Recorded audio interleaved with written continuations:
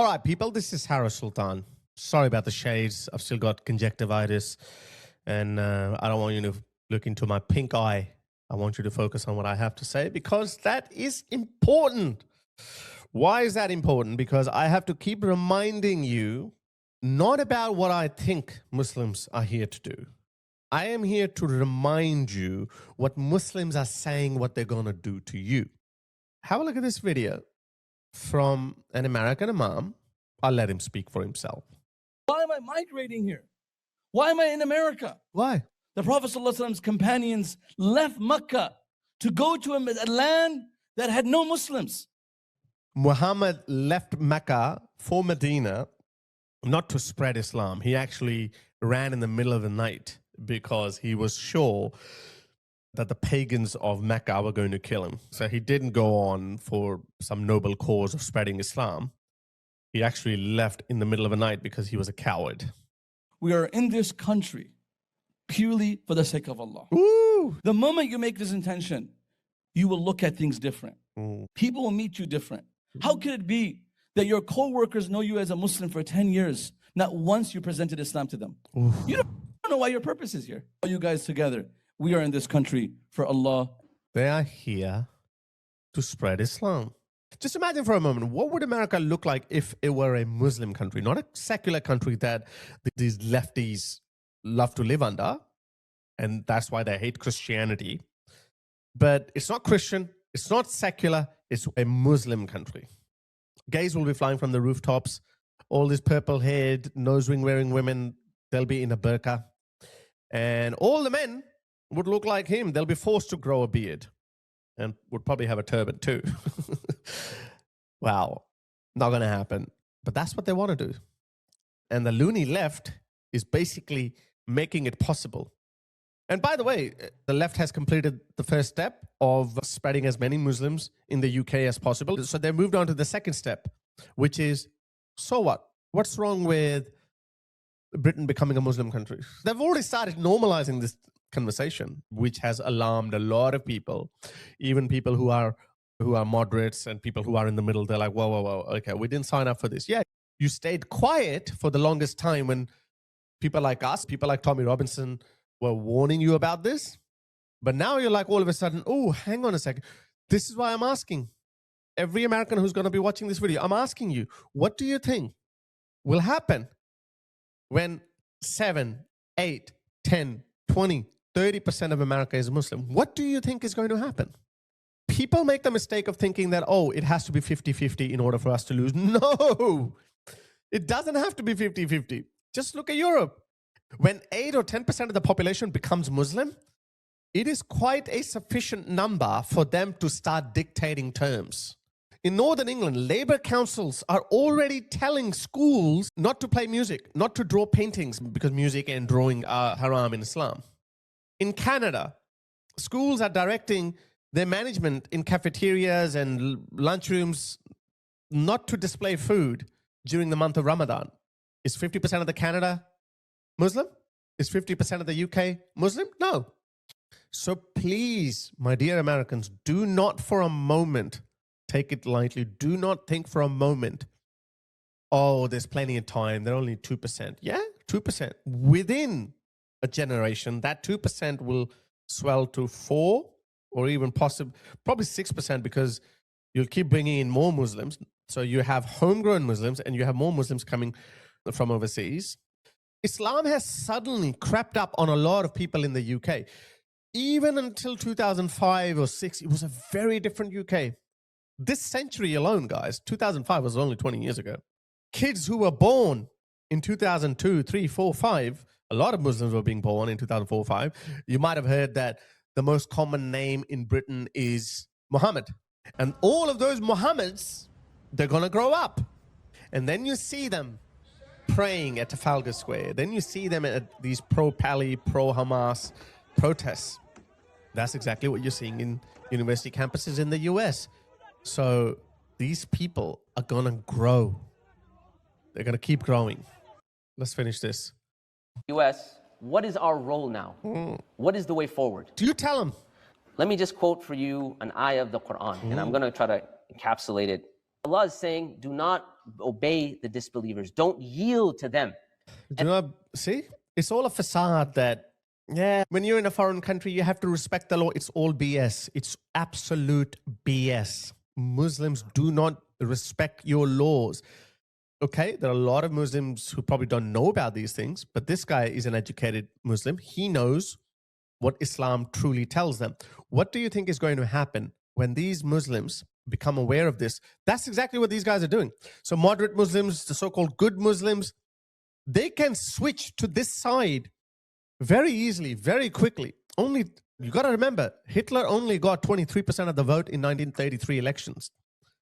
Only 23%.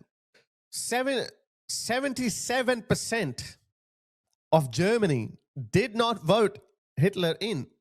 So you could argue that 77% of the Germans were the good ones. But what happened to them? Were they relevant? No, they became absolutely irrelevant, because once people come to power, that doesn't mean anything. You got to give it to Islam. Islam behaves like a very strong authoritarian monolith. Not everyone under Islam may agree with everything, but they act like a one body because it becomes a religious duty. The West doesn't understand this mentality of Muslims, because Westerners make the mistake of thinking that, oh, Islam is just like another religion. You know, I can go to church, I may not go to church. I can take Christianity seriously. I may not take Christianity seriously. Therefore, Muslims must be like that too, because after all, they are our Abrahamic cousin. That's not how Islam behaves. Stop thinking like that. If you think like that, you are an ignorant. And then he gives us the process of what to do next. And so make jihad against them. Jihad against them. They are going to jihad your asses if you let them. What is your duty as a member of the Ummah now that you are also an American? Ooh. It is our physical jihad duty to fight the entire earth until we enter it into the Ummah. And this guy is supposed to be moderate one, Yasir Qadhi. It is our religious duty to fight everyone in the world. Everyone in the world. Talking about establishing Islam. And I think that's our jihad, to be honest. For us Muslims living in the West, yes, our jihad is to establish the deen of Allah through all means necessary. All means necessary, not just preaching. All means necessary. What more do you want to hear, guys? These guys have their following in the millions. And in that long-range process of making America Muslim, all of America Muslim. This is the reason why, guys, this is the reason why Marco Rubio absolutely destroyed Islam. He just destroyed it. I know he had to say radical Islam, but I know he understands it really well, which is the reason why I think Marco Rubio for president 2028. Have a listen to him. He's going to absolutely destroy it. Such a great orator as well. Ultimately, all radical Islamic movements in the world identify the West writ large, but the United States in particular, as the greatest evil on the earth. And every chance to have the notion that somehow radical Islam would be comfortable with simply controlling some province in Iraq or Syria is just not borne out by history. Radical Islam has shown that their desire is not simply to occupy one part of the world and be happy with their own little caliphate. They want to expand. It's revolutionary in its nature. It seeks to expand and control more territories and more people. And looks like someone has done his homework.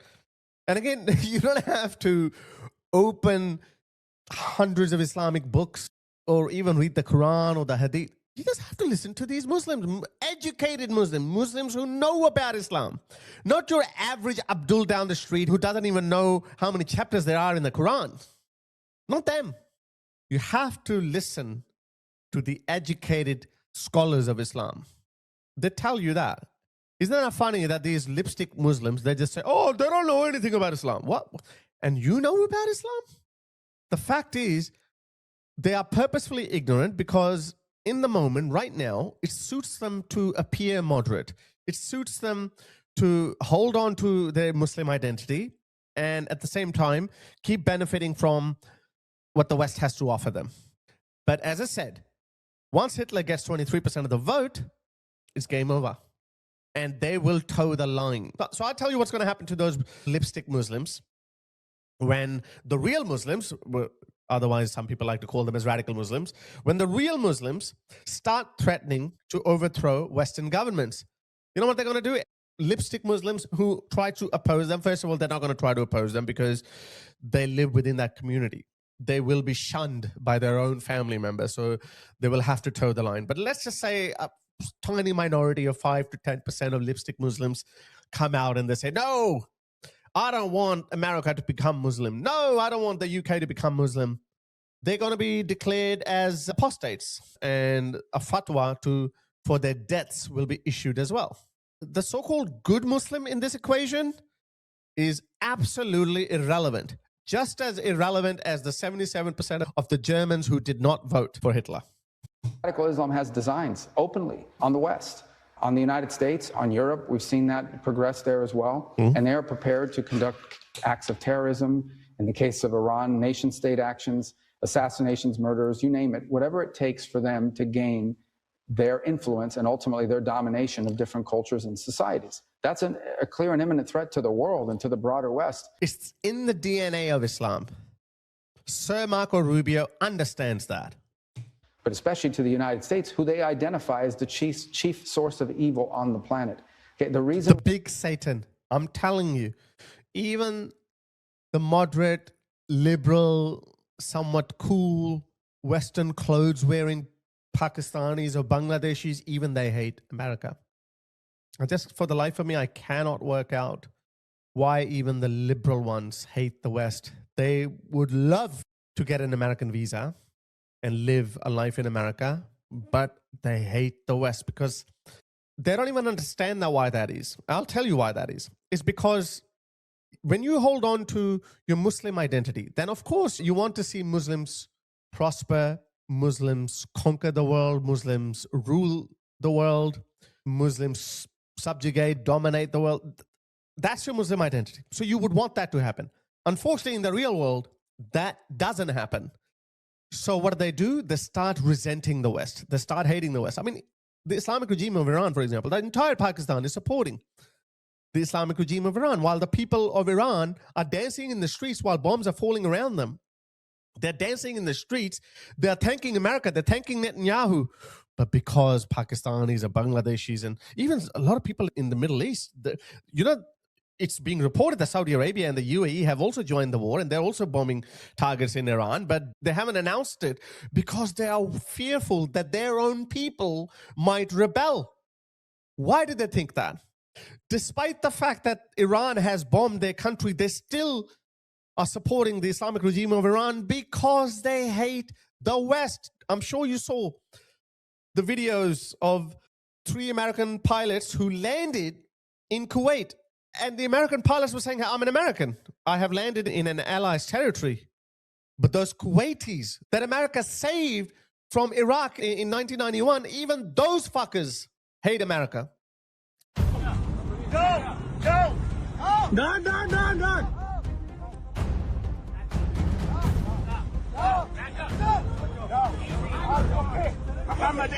Muhammad!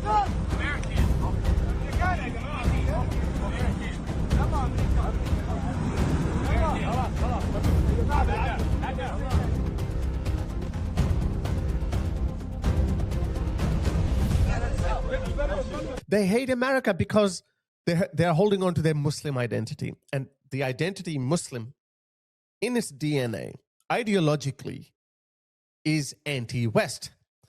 That's why, despite taking full advantage of what the West and America have to offer, i.e. good quality of life, technological advancements, everything, deep down inside, they hate the West.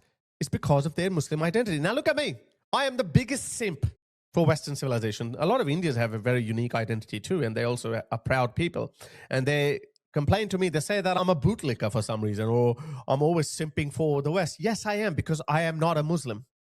I believe in liberal secular values, and I can see that there is only one civilization that has completely mastered it, which is the West, Western civilization. Europe is going down, unfortunately. America is our last hope. And we need to make sure that America survives in its purest form. If America doesn't survive, the world will be a very dark place. I was looking at some videos. Ali Larijani just got killed by an Israeli airstrike. And Iranian people came out again and they were cheering, dancing. What are they hoping for? They don't want to have anything to do with this Islamic identity. They don't want any of that. They want to be a part of the West. Why? Because they understand, they've seen the West. They have seen how good life is under Western principles. But these fuckers will never understand that. Anyway, Marco Rubio understands that. Thank you, Marco. Why they hate the Kingdom of Saudi Arabia, the leadership of the UAE, of Bahrain, is because they've allowed the United States to partner with them. That's why they hate them. They consider them infidels for it. They hate Israel. But they also hate America. And they hate anywhere in the world that we have influence. They seek to attack it, including here in the homeland. If you look at the domestic... Wow, I hadn't watched this part. Listen to that part again. He basically said the same thing. I know he's saying radical Islam, why they hate the leadership. It's not just radical Islam. This is what I'm saying. Like, even people in Saudi Arabia, Kuwait, the UAE, they hate their own leadership. The leadership of these Middle Eastern countries, they could be possibly assassinated by their own bodyguards. This is exactly what happened to Anwar Sadat of Egypt. After he made an agreement with Israel, his own military killed him. So it is very unpopular for the leadership of these Middle Eastern countries to ally themselves with America and Israel, because Muslims, not radical Muslims, Muslims of their own countries hate that fact, again, for the reasons I just told you. Because the Muslim identity is not compatible. The Muslim identity will always be at war with the West. They're the opposite of that. The West is the light that illuminates the whole world, and Islam is the evil that darkens the entire world. Terrorist attacks that have happened here domestically, the overwhelming majority of them have been inspired by radical Islamic viewpoints. And that includes the shooting in the Pulse nightclub in Orlando, Florida. That includes the Saudi pilot in Pensacola, my home state, 2 attacks. That's Marco Rubio. I really love that guy. I really hope that he becomes our next president, because I'm telling you guys, I know Europe is going down, but there is a bit of hope that the next leadership of major European countries and Australia would be hard right leadership. But America is at the risk of bringing back the Democrats. And if that happens, I'm not sure how America is going to survive that. America will survive that, but America is not going to come out unscathed. We're going to have a lot of Muslims. We're going to have a lot of Islamists come into America. We're going to have the open border policy that we saw in the Biden era. It's going to be bad, guys. It's not going to be the Clinton era. It's not going to be even the Obama era. It's going to be 10 times worse than what we saw during the Biden administration.